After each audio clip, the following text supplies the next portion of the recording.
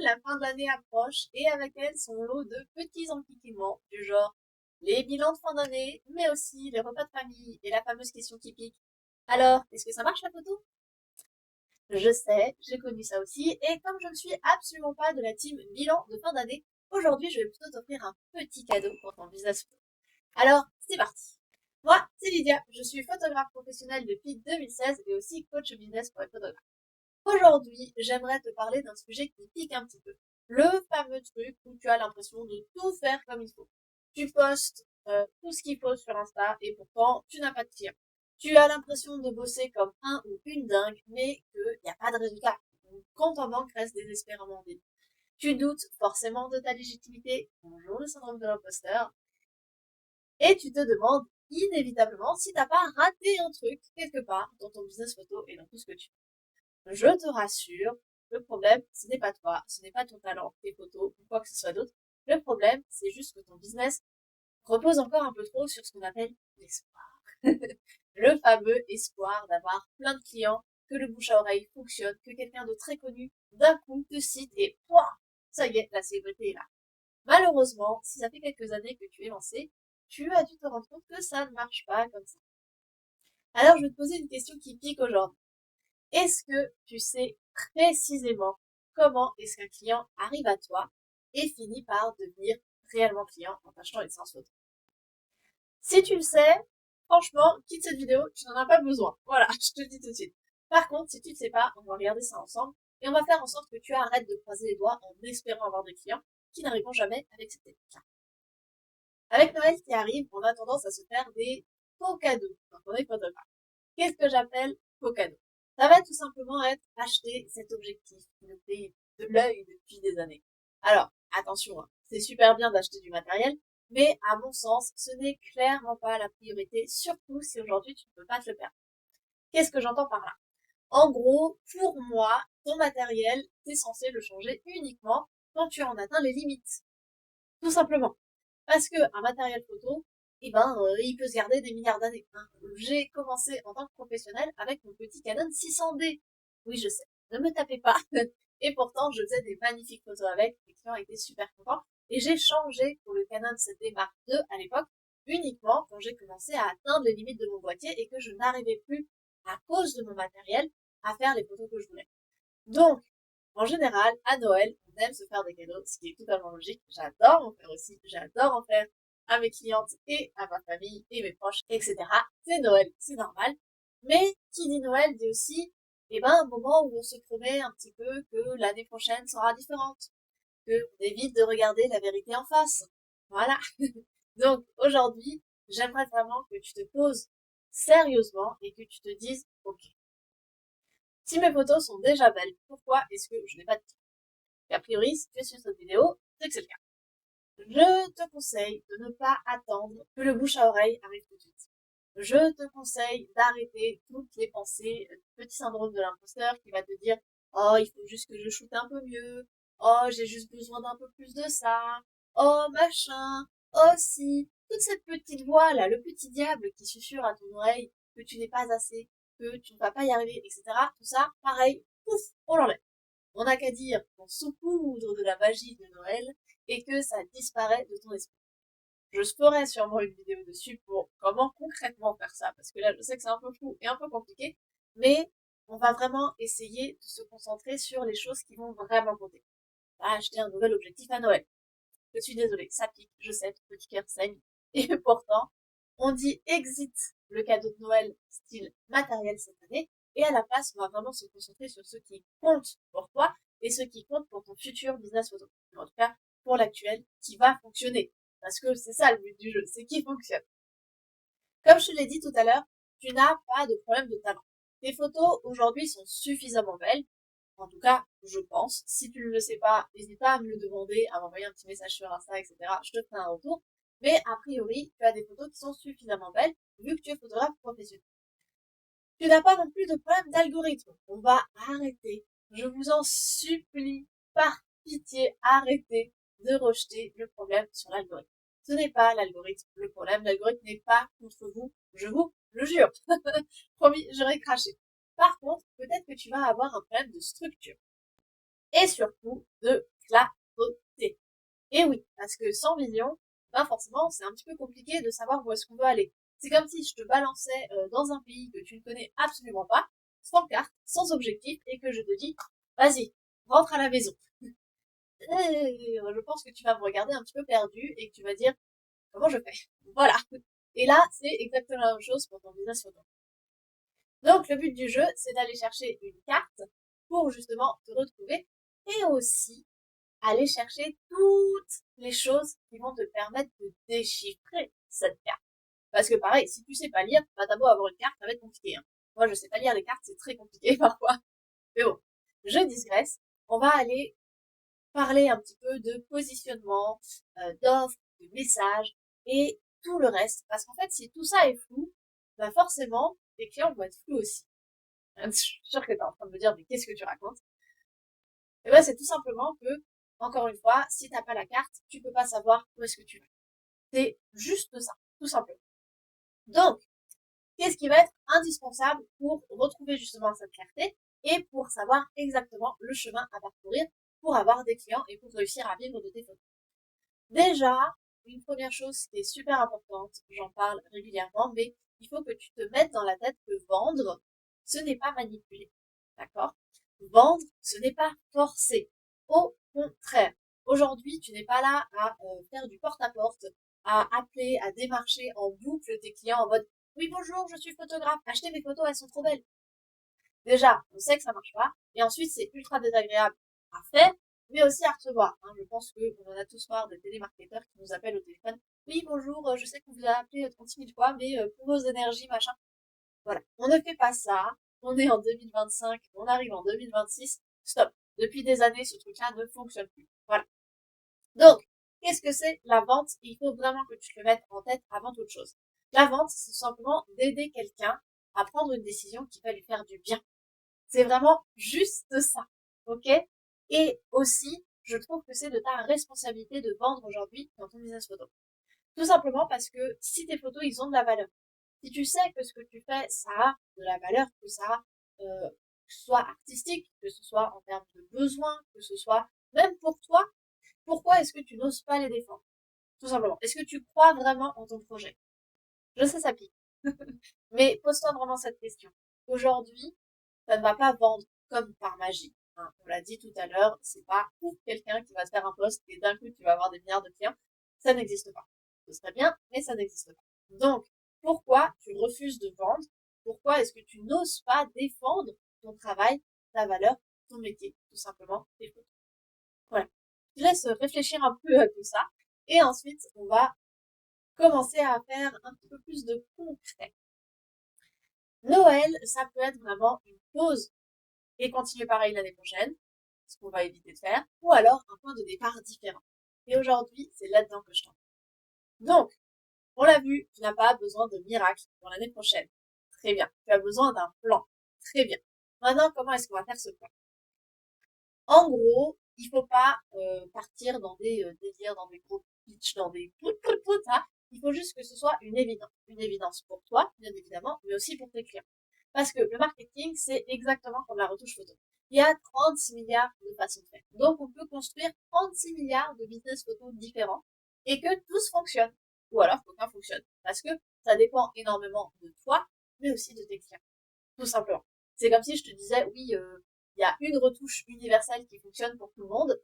On sait très bien que c'est faux. Et ben là, c'est exactement la même chose. Donc, le but du jeu, ça va être de construire quelque chose qui te ressemble à toi et qui te corresponde à toi, mais aussi à tes clients.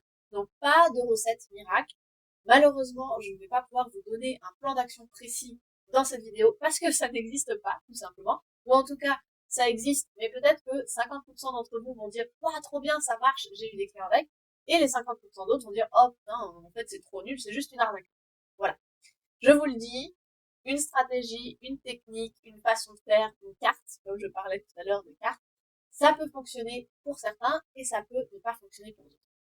Donc aujourd'hui, je vais vraiment t'accompagner en fait à te poser les bonnes questions pour construire quelque chose qui te ressemble, toi avant tout, et justement qui va te permettre de construire quelque chose à ton image et quelque chose qui va vraiment fonctionner juste pour toi et pour tes clients. Parce qu'on a tous des personnalités différentes, on a tous des envies, on a tous des besoins différents, et c'est pareil pour nos clients. On a beau être énormément de photographes, même des photographes qui font exactement la même chose en photo auront des clients potentiellement totalement différents.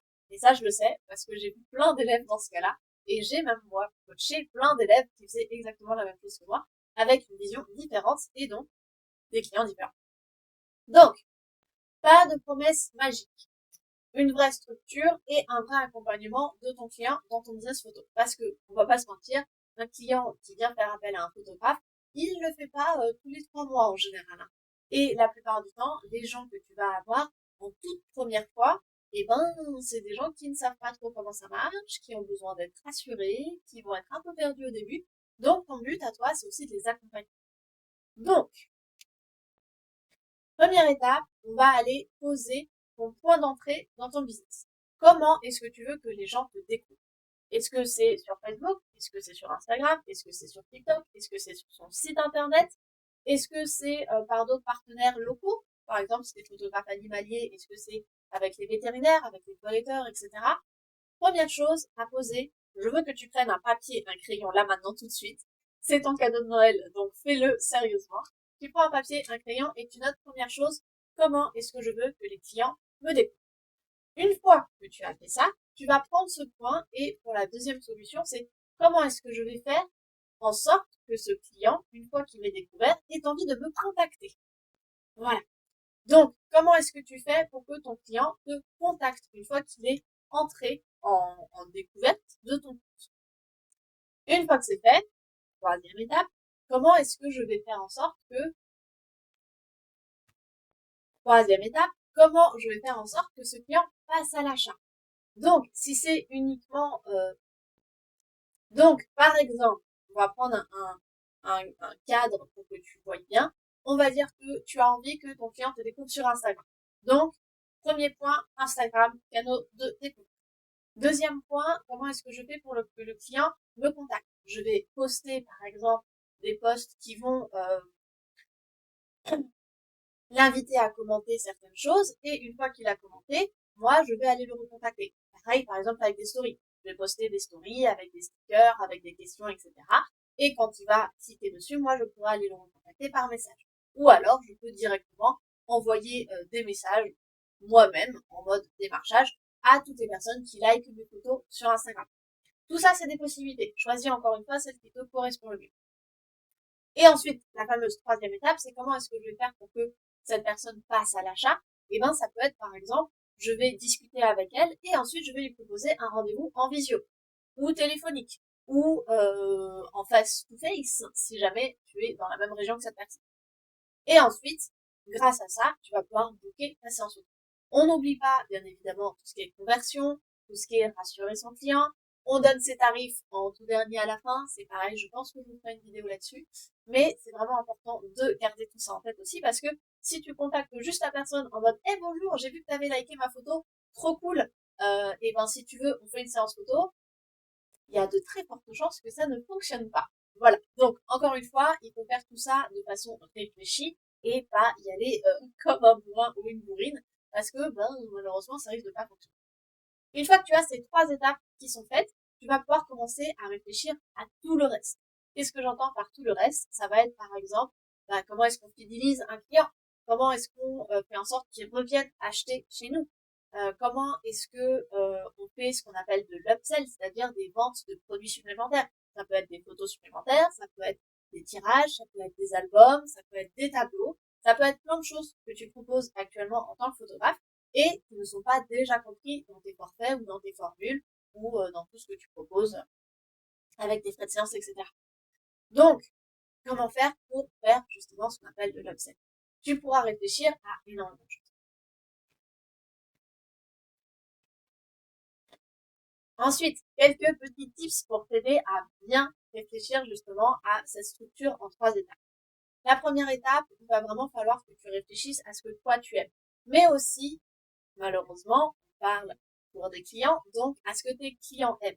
Par exemple, si tu veux faire des photos un petit peu boudoir, un petit peu confiance en soi, etc., pour aider les femmes de 50, 60 ans à reprendre confiance en elles, a priori, c'est peut-être pas TikTok la meilleure des étapes pour aller chercher tes clients. Même si tu adores TikTok et que tu passes des heures dessus.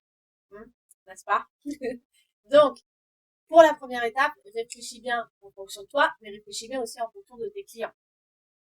Ensuite, pour la deuxième étape, c'est pareil. Réfléchis en fonction de toi, c'est-à-dire qu'est-ce que tu te sens à même de faire. Par exemple, si contacter chaque personne toi-même dès qu'il like ton post, ça te met un petit peu mal à l'aise, que je peux comprendre, et ben réfléchis à comment tu peux faire pour justement déclencher ça de la part de tes clients. Comment faire pour que ce soit vraiment tes clients qui aient envie, hop, de te contacter eux-mêmes. Ou alors faciliter la chose. Je parlais tout à l'heure, par exemple, des stickers, etc. en story, ou des questions, par exemple, sous les posts qui invitent à commenter certaines choses, ça peut être déjà un peu plus facile pour toi. Et si jamais tu as vraiment du mal à avoir de l'engagement, essaye de réfléchir à tes posts, tout simplement. Est-ce que tu te contentes de poster des photos avec dans la description le nom du modèle ou des trucs très basiques du genre oh cette séance photo était incroyable au coucher du soleil. Si vous aussi vous voulez une séance photo commentée sous ce post, bon bah ça c'est pareil, hein. On va pas se mentir, ça fonctionne pas très bien. Donc pose-toi toujours la question de qu'est-ce que tu peux améliorer aujourd'hui dans ton business. Qu'est-ce que tu as envie de faire et qu'est-ce que tu as envie d'améliorer, comment tu peux l'améliorer. Sachant que si tu as besoin d'aide, je suis là, n'hésite pas à me contacter, je te ferai un petit audit et je pourrai te guider avec grand plaisir. Pareil, pour la troisième étape, on réfléchit toujours à ce que l'on a envie de faire. Par exemple, si tu détestes le téléphone, bah, tu vas pas proposer un rendez-vous téléphonique à tes clients. C'est normal. Et ensuite, réfléchis aussi à ce que ton client préfère. Par exemple, si tu fais des mariages de luxe, a priori, je pense que tes clients auront besoin de te rencontrer, de te parler, soit en visio au pire, soit vraiment face à face pour apprendre à te connaître, pour être sûr que tu sois la bonne personne, le bon ou la bonne photographe pour leur mariage et ben, je te confie en fait cette journée qui est assez importante pour eux, avec un budget assez conséquent parce que si tu fais du mariage de luxe, forcément tu vas avoir des tarifs de luxe aussi. Voilà. Donc réfléchis à chaque fois à ta manière à toi, mais aussi à comment tes clients vont y réagir. Parce que ça c'est important. C'est important d'avoir quelque chose qui nous corresponde. Forcément, on est bien d'accord. Mais il faut aussi avoir quelque chose qui corresponde à nos clients parce que sinon, bah, c'est un peu comme avoir un sapin sans guirlande. C'est-à-dire que ton sapin, il est tout beau, il est là, tu l'as choisi le meilleur des sapins, mais ben, il brille pas tout simplement parce que t'as pas mis de guirlande dessus. Voilà. Cette métaphore-là était peut-être un peu foireuse, mais je voulais rester dans un esprit de Noël. En attendant, je pense que tu as compris quand même le fond de ce que j'essaye de te transmettre. C'est vraiment, voilà, pose toutes les étapes de façon claire et avec une vision aussi de ce que tu veux. Par exemple, dans la vision 2, tu veux que ton client soit dans tel état d'esprit quand il te contacte et que du coup tu puisses l'aider à faire ça. Il faut vraiment que ce soit clair dans ta tête. On se rappelle encore la petite carte avec le chemin dessiné. Il faut que ce soit clair pour toi et il faut que ce soit clair pour ton client aussi. Donc essaye de garder les choses le plus simple possible, vraiment systématique. Voilà. J'espère que ça t'a aidé. Je te ferai d'autres vidéos pour approfondir certains points. Si tu as des suggestions, n'hésite pas à me le dire dans les commentaires. Comme ça me permettra de faire des vidéos qui vont être vraiment là pour vous aider avant toute chose. Je pense que c'est le plus important. Et pareil, s'il y a des choses que tu n'as pas compris ou quoi que ce soit, dis-le dans les commentaires ou contacte-moi directement sur Instagram ou par mail. Je te mets tout dans la description. En tout cas, je te souhaite de très bonnes fêtes de Noël parce que je pense qu'il n'y aura pas de vidéo la semaine prochaine vu que c'est Noël, tout simplement. Donc, je te souhaite de bonnes fêtes. Réfléchis bien à tout ça. Et surtout, surtout, surtout, une petite question qui pique, mais dans un an, au prochain Noël, qu'est-ce que tu comptes répondre quand on te demandera alors, est-ce que ça marche à côté? Tchuss!